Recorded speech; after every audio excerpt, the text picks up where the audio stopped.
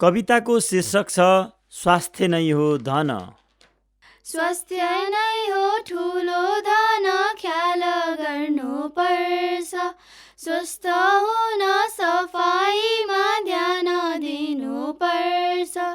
खानुहुन्न फोहोर कुरा, हुन्न बासी खाना। सफाइमा ध्यान नदिए जान सक्छ ज्यान। चकलेट खाई दाँतमा किरा लाग्दा जुग्छ शिर। हामी रोगी भयो भने बामालाई पीर। माझ्नु पर्छ दाँत साथी दिनको 2 चोटि।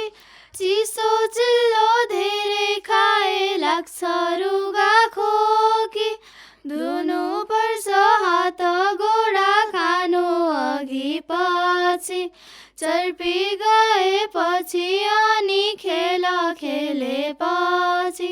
सफा लुगा लाउनु पर्छ, कपाल कोर्नु पर्छ।